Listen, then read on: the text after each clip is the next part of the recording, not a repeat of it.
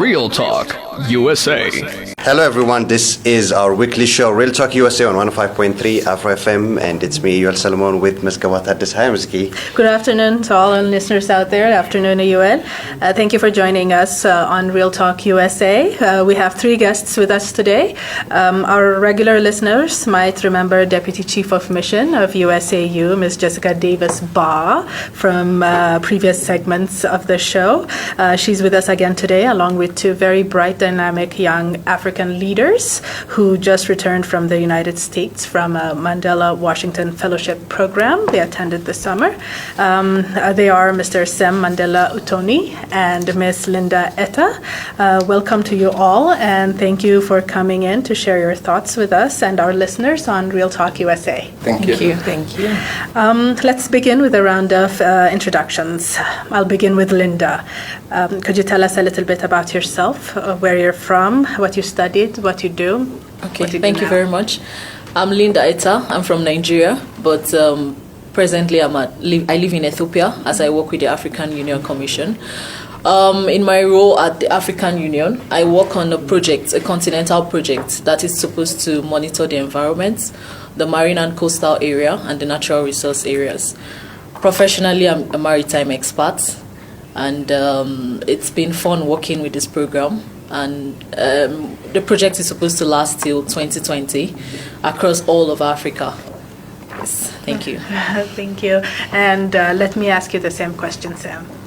So my name is Sem Mandela Uutoni. I am from Namibia, and I currently work at the African Union as well in the office of the chairperson, and I work on regional integration. So we liaise with really different AU departments who are working on continental projects that are aimed at regional integration. I work quite closely with the advisor to the chairperson on regional integration.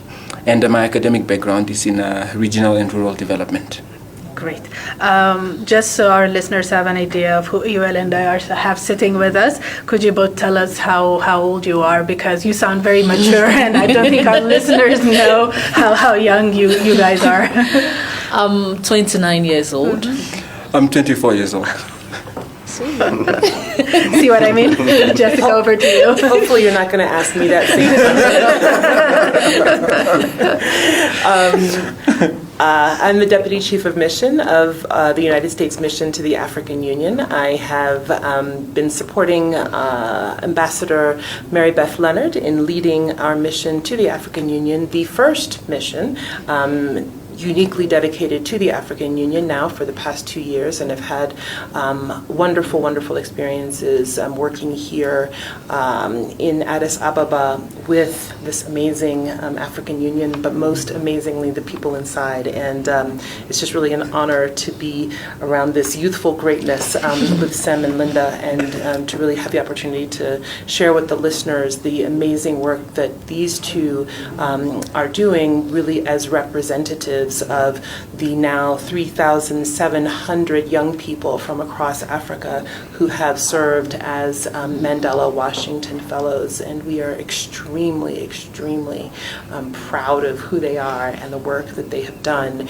and what they've already contributed and what we know that they will contribute in the future. Okay, we will talk a little bit about the Mandela Washington Fellowship, but today we're going to talk more about the Africa Diaspora Young Leaders Summit, which took place on August 3rd in Washington, D.C. Let's begin with you, Jessica. Let me ask you, what was the genesis of this event, and whose initiative was it? Which entities came together to realize it? The Mandela Washington Fellowship is one of the really key kind of seminal activities is coming together in a summit in Washington, D.C., where the fellows who have spent 6 weeks at U.S. institutions around the country come together in Washington and have the opportunity to meet with really senior level leaders from across the United States government, but also different companies and different associations and different groups and civil society leaders and really have a chance to meet with the full breadth of the amazing kind of culture and peoples of the United States. It is sports and cultural leaders, and we, the United States mission to the AU, and working with our colleagues at the AU, said, wow, what an awesome opportunity, and in particular because the African Union is so focused on thinking about how we can harness the youth dividend, how can we work together to really take advantage of this? How can we ensure that all of the fellows know what the African Union is? Even though they are all coming from different parts of Africa, many don't know what the African Union is as an institution. And so as we do with many projects, working really hand in hand as partners, the U.S. mission and the African Union and the African Union mission in Washington collaborated.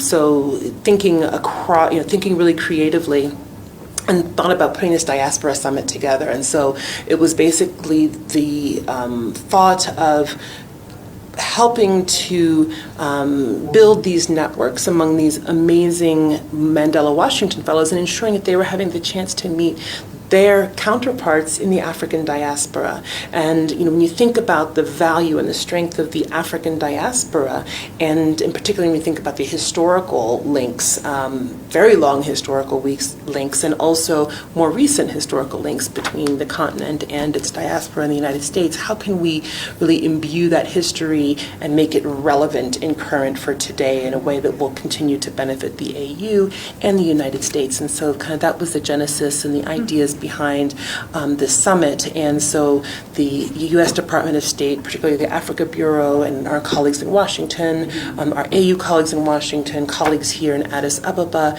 then linking with our embassies across the continent, really pulled together this event where we brought 100 young people from the African diaspora to Washington, so across the United States, with the 100 of the Mandela Washington Fellows who were in Washington for the summit for a full day of really amazing events. Sounds wonderful. Sem, if I can ask you, what was your take on the whole thing, and what were the takeaways that you can share with us today about your experience of the ADYL, the summit? I think it's a very important platform. I had a conversation with somebody when I was there, and I was like, I don't understand why a platform like that never existed before, because this was my first time in the United States.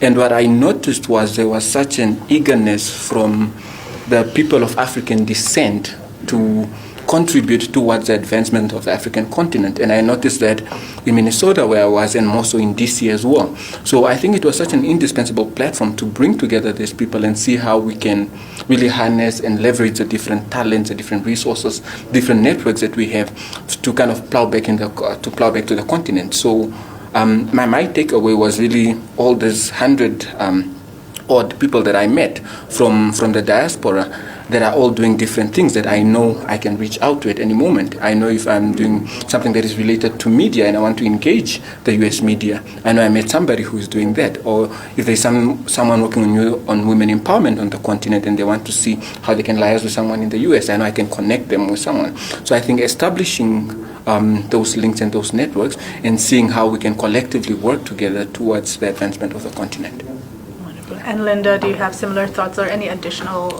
Additionally, I was really impressed with because we in Africa, we have this different mindsets of Africans and Americans. Mm-hmm. So I think the platform kind of changed my mentality to understand that we're all in this struggle together.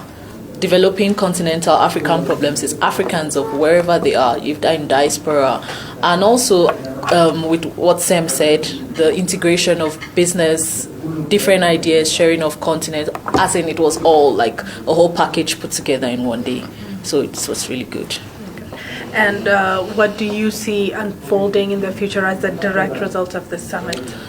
Well, for me, I already have plans. I want to go into entrepreneurship, and I have youths I want to engage, connecting them with people in African Americans in America.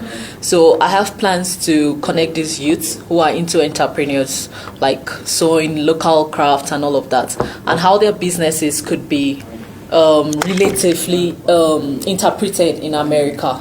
So for me, this is the kind of connection I thought was very useful to me, because it opened up my mindset, it opened up things I want to do, and it opened up how I can actively engage youth in Africa to youth in diaspora. Yes. Sam? A little bit similar to that. I know that the AU ambassador to the US, Ambassador Arikana, is doing quite a great job at mobilizing really the diaspora to invest in Africa. I know that she has several funds that are specifically dedicated towards improving entrepreneurship in Africa, but also getting products from the African continent through the AGOA framework to export to the US. So that is really an avenue that Ambassador Arikana has encouraged both of us to tap into and see if there are any entrepreneurs from our regions that can benefit from that. So that is something that we are also looking into right now. So there is really a direct benefit from the ADYL Summit.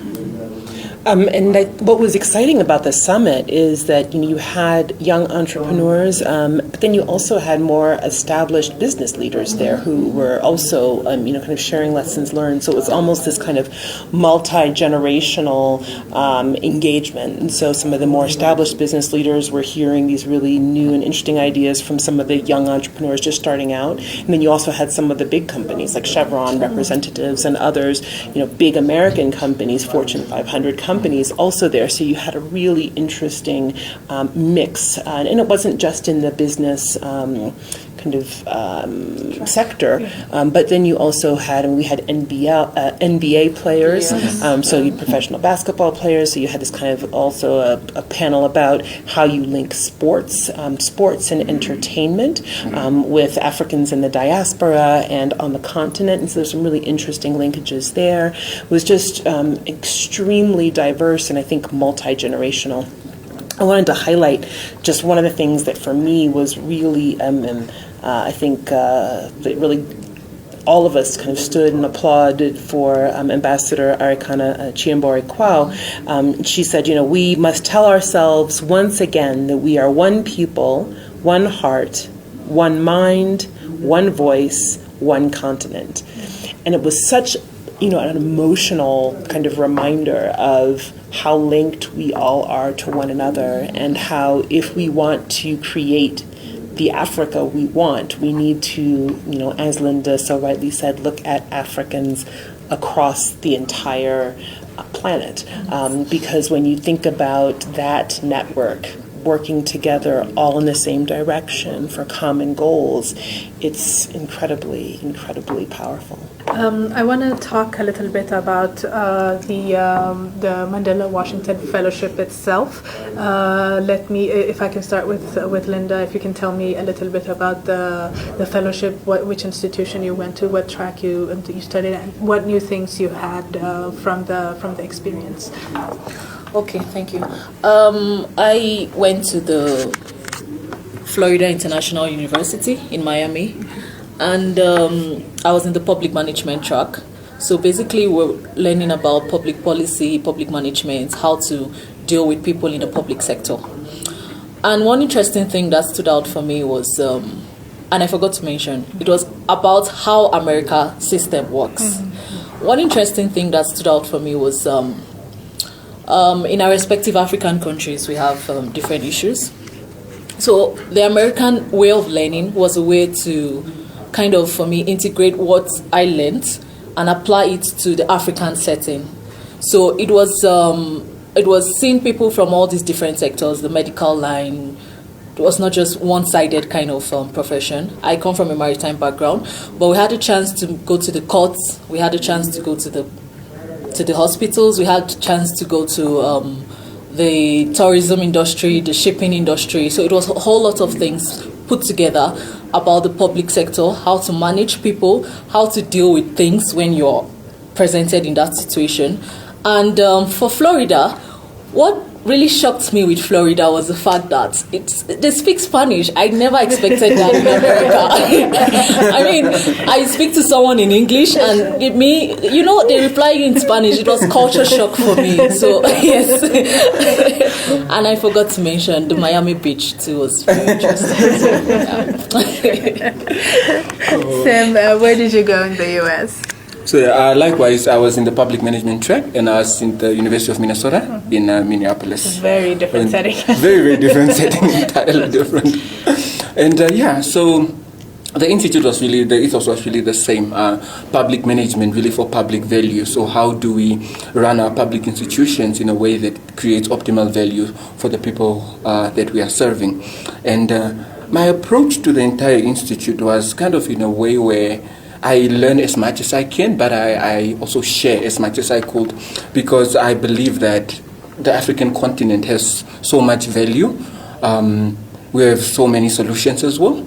And I believe that our story needs to be heard as well. So I used the platform to really educate and enlighten a lot of people about Africa and what is happening here, because I realized that there was a lot of ignorance really around the world about Africa and what we have here and what we do. So in as much as I was learning a lot, I was also using the platform to really educate people about Africa, our solutions that we have, the people that we have, the resources and the opportunities that are available. So it was more of learning from each other really, and not really coming here because I think the Americans know everything, but it's also putting me in a setting where I learn from them because there's a lot of value there, but they also learn from me because there's also a lot of value here. So that was the entire approach, at least for me, to the Institute, and I think I've learned so much from that. What do you think, Sem, that people were most surprised to hear as you were sharing information about, your home country or the AU? So let me see. A couple of things. For me, I was surprised to hear most Americans think Africa is a country, not a continent. So I was like, I'm from Nigeria. Oh, Africa. I'm like, no, Nigeria is a country. So it was, come on. Let me see. I mean, number one, with the African Union, many of them didn't know that there was an African Union. So I had to start even by explaining the transition from the OAU to the AU, but also I think what stood out and what was quite funny is that a lot of people, in line with what you said, expect us to have one language. So they think somebody from South Africa can understand someone from Nigeria just speaking an ethnic language. Then we're like, no, sometimes we're in the same country, we have numerous ethnic languages and we don't understand each other, and the only common language that we have is sometimes English or French. And they found that quite surprising. And but also that raises another question of, why don't we have an African language for Africans, which is a discussion for another day. But, it is that. So, there was that. All right. I want to ask Jessica to say a few things about the Young African Leadership Initiative. Maybe if you can give us a little bit of statistics about what it is and how it works. I'd be happy to. The Mandela Washington Fellowship was begun in 2014, and it has really evolved into a flagship program of the U.S. Department of State.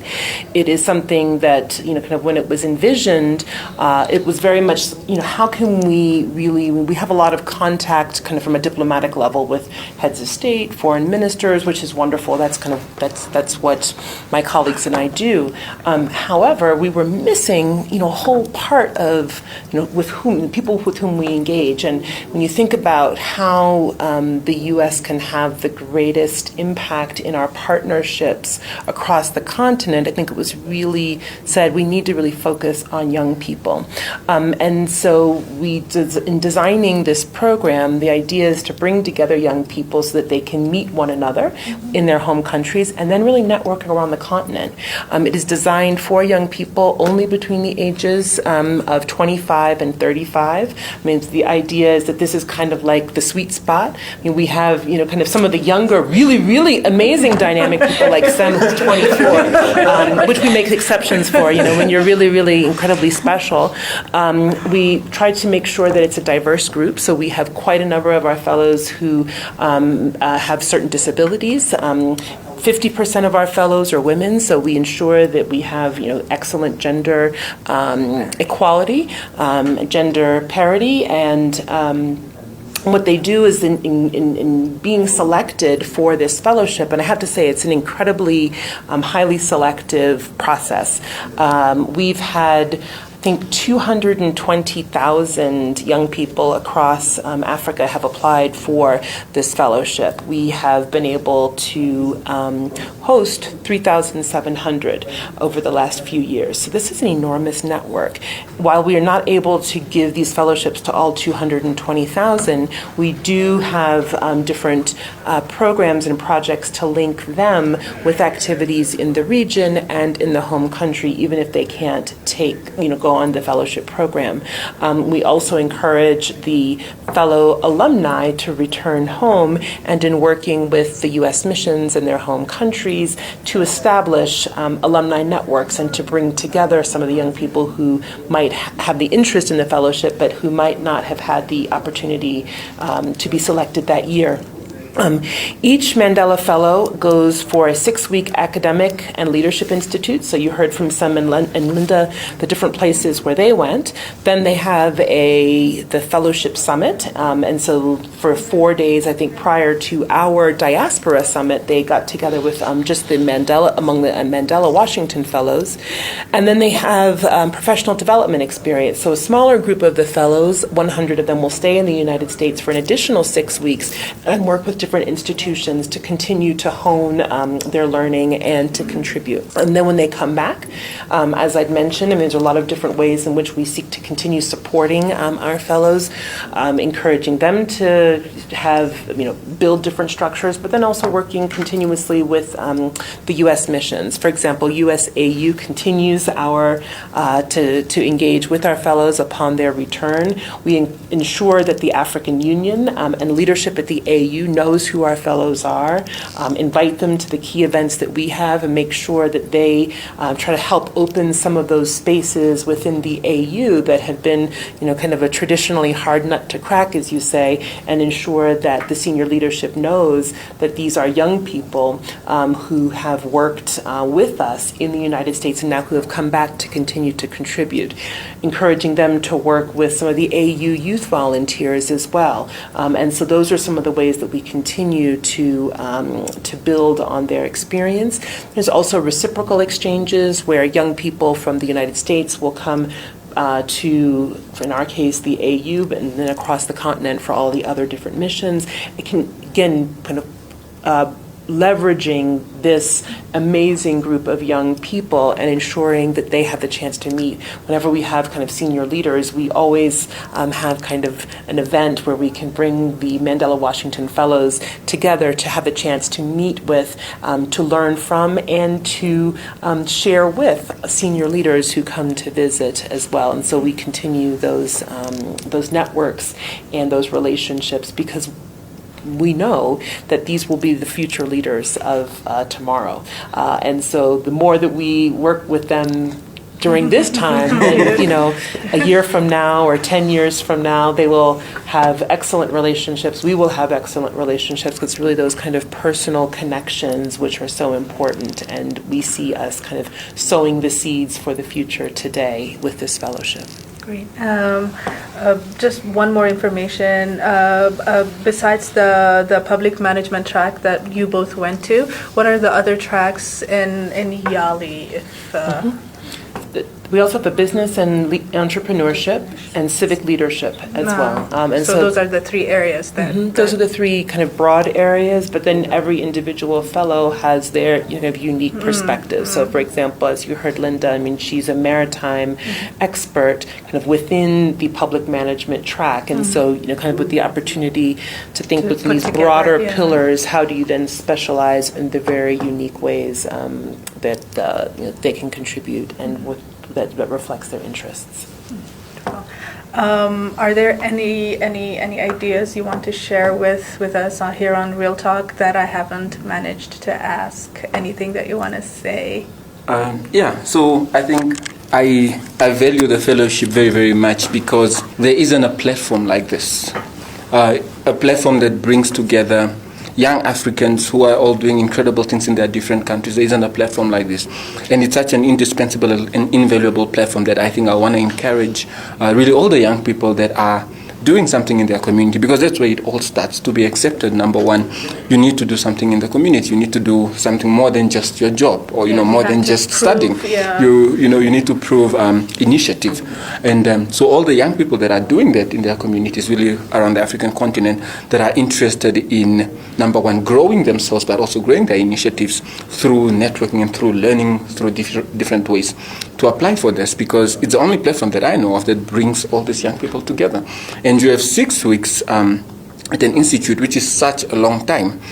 It can be shopping in the US, but it's a long time to, number one, network with the Africans in the group, but also network with Americans. And like Ambassador has mentioned here, there are so many opportunities available within the fellowship opportunity, that if you meet someone interesting that you want to bring over for a certain project, there are resources available for that. And I think one thing I also want to mention is that there are also the regional ones, whereas if you don't get selected for the fellowship to go to the US, there are regional ones that take place in the 4 different African regions, and they are an incredibly empowering platform as well for young people to consider. So it's really different opportunities that the US government is giving to African young people, really to grow and to shape Africa and create the Africa we want. Do you know where those regional YALI offices are located? For East Africa, I know it takes place in Kenya, and it's a 1-month program. East Africa, it's in Kenya. Southern Africa, it's in South Africa. West Africa, Ghana? Accra and Senegal. Accra and Senegal, yes. One of the things we should also just note is that this fellowship has been designed with sub-Saharan Africa in mind, and so 48, this year we had representatives from 48 sub-Saharan African countries. Of course, with the AU, we think about the continent as a whole, and that's something that we've been advocating for strongly, is to see how we can ensure that we have our colleagues from North Africa as well, who have the opportunity to network and to continue to grow this network, and to really think about all the 55 member states of the AU and how to ensure that it becomes kind of a more all-embracing activity. And with respect to the Diaspora Summit, I think that was the first time we've ever done it. We're already talking now about how we can ensure to make this an annual event, because this diaspora connection, in particular, and really kind of having that be the culminating and seminal activity that our young people have to really cap off their experience in this fellowship, I think was something that was incredibly special. I want to give the same opportunity to Linda if you want to say a few words. Yeah, I really wanted to talk about the Diaspora Summit. For me, the entire fellowship was useful, but I found the Diaspora Summit much more interactive, because it was a smaller group. It was a group of different individuals. So I was going to ask for a continuation, like if they could extend it over. I heard this was the first time it's been done, maybe over the years, maybe next year, and continue. Like there should be a sustainability of it. Yes, thank you. Wonderful. You had a question, I believe. Yes. Sam and Linda, based on the experience that you get in the US, this fellowship, what are your plans? What are you planning to do? Well, for now, I still have a contract with African Union, which I hope to fulfill at a continental level. And at a national level, I plan to open a research institute for young girls in STEM, science, technology, engineering, and mathematics. So that's my long-term goal. In Nigeria? In Nigeria, yes. Okay. Yeah, so prior to the fellowship, and I highlighted this in my application as well, was that I was working on establishing a leadership institute in Namibia, an institute that will hone leadership competencies within young people, which is essentially what YALI as a program is about. So, which is why I was very, very excited to go on this program this year, particularly because I feel like it was such a right timing. So on the 9th of October, I'll be launching the initiative in Namibia. For now, it will be based in Namibia, but of course, the goal, the dream is to go continental. So yeah, that is really what I'll be working on from here on from 9th of October. I'll be launching it in Namibia, and then next year, February, we'll have our own our first project. 24 years old, everybody. So I think all of the listeners know exactly why we have selected this. And, these are and Linda and Sem, who are so incredibly amazing. And this is 2 of the 3,700 alumni now of this fellowship. So if you can just imagine the impact, I know I will be sitting back and watching and listening and seeing which ways we can support these young people and these amazing initiatives that they have. At the Diaspora Summit, our new Assistant Secretary of State for African Affairs, so our senior-most policymaker on Africa, recently confirmed by the Senate and appointed by President Trump, gave a keynote address at the summit, and he could not say enough positive things. Ambassador Naj was just like, this is the most amazing group of people. He had the chance to meet with a group of fellows in Nigeria some years ago, and he said he was just so struck by the most dynamic group of people he said he's ever met anywhere on the earth. And this is a man who's been, in the diplomatic service for many decades, who has been in the academy for many decades after that. So he's extremely experienced and just was, completely almost speechless by what he saw as the contributions already made by these amazing young people and what they will deliver in the future. One of the speakers at the summit, if you recall, Mel Foote, who heads an organization, Constituency for Africa, said, this is the Wakanda generation. And so I guess what we are hoping to see from them is, that while that was a movie, I think, Linda and Sem really represent reality and the amazing innovations and exciting new thoughts and new ideas, and I think all our job is to support you and to accompany you in every step of the way so that you can achieve the successes that you have already started. Thank you. They're truly inspiring. As someone who assists with reading through YALI applications, incredible experience. I mean, even without actually meeting the young people, reading the applications makes, for me personally, it influences me so much. It makes me want to go out and do something because I don't want to say how old I am. People can, they can't really see my gray hair, but it's just reading through those applications and how young these people are. You think, what have I done in my own community? What can I go out and do? And these are, I believe for those of our listeners who are regular, the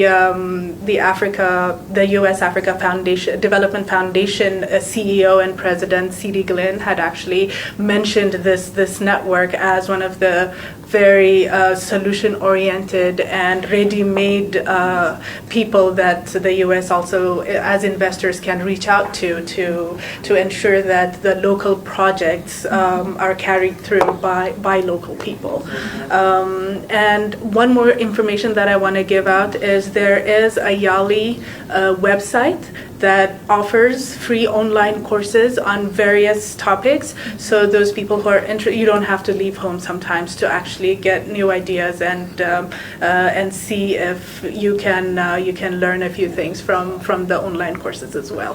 One question I want to ask Jessica is if there is anything you can tell us about what the vision of the ADYL summit is, what it wants to accomplish, what the people organizing it want to see in the future. I think what's really important, and I want to kind of highlight, the D in the ADYL is diaspora. I think the ways in which we look at kind of historically the ways the United States has considered how it partners with African governments, the people across the continent, a lot of times you think kind of from traditional kind of assistance frameworks. More and more we recognize that it's really the private equity flows, it's the trade, and it is remittances often that are coming from the diaspora that are really flowing onto the continent, and really kind of harnessing what this diaspora looks like in terms of trade and investment is something that we would love to see really kind of come out of these connections. And so a lot of times any kind of investment is based on personal relationships. And so I think what Linda and Sem talked about, what we did during the summit this year, was really start establishing those relationships. How can we build from that and really have a platform for trade, for exchanges, for investment, and to really harness all of that diaspora wealth that is being created on the continent, around the world, and ensure that it's being leveraged the most effectively possible to really create the Africa that we all want, and the Africa that will be prosperous for today, tomorrow, and well into the future. And I think that that's really what we'd like to see in terms of a long-term vision, is having this really wonderful emotional in some times kind of personal exchanges, but then taking a step back and thinking from a concrete perspective. Let's think strategically. How do we move this from having these really special moments into creating a concrete, sustainable platform that will last a lifetime and for generations, and to continue to use the human and the natural resources that are so bountiful across this continent in the most effective ways possible. And one more question that I want to ask is, the U.S. State Department has a lot of exchange programs like the Fulbright Scholarship Program, and YALI also has an exchange component to it. Do you want to say a few things about that? Sure. We, with the U.S. mission to the African Union, we seek to take advantage of all the different programs that the Department of State offers to bring experts and young people and young experts from the United States in a wide range of different areas to work with their counterparts on the continent, and vice versa. So the Mandela Washington Fellowship, a lot of that, the focus on there is to bring, this year 700 young people from across the continent to the United States with Fulbrights, fellowships, with a wide range of reciprocal exchanges. We want to continue that because it's really that, kind of cross-fertilization of ideas, that building of bridges through formal fellowships as well as more informal fellowships and networks that is really critical to what we see as really kind of achieving the Agenda 2063 and all of the goals that I think we all have in common in terms of how we ensure that the future of Africa continues to be bright. Great. Thank you all for joining us for Real Talk USA. We hope maybe, in a few more years, we can talk to you again, when you're presidents of your own research institutions and countries and, ministers. Please remember that you know me. When I come seeking an interview. This is the value of partnership between the United States and the African Union. Indeed. Okay, and before we sign off, I had mentioned a couple of names in the show, like the CEO of the Africa Development Foundation, C.D. Glynn.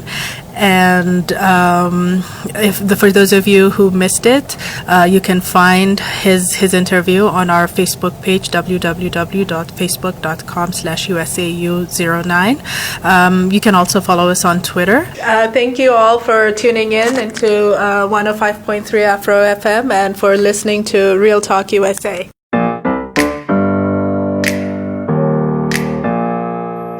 Real Talk USA. It's my house, come on, turn it up. The hour where the U.S. mission to the African Union comes to you through Afro FM 105.3. to highlight the United States partnership in Africa.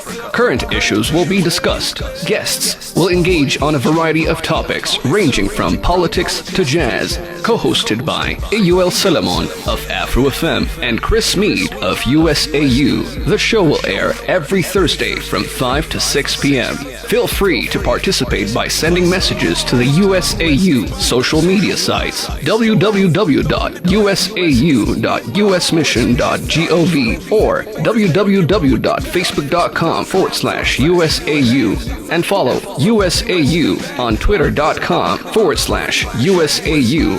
Just relax. Welcome to my house. Real Talk USA. Welcome to my house. It's my house.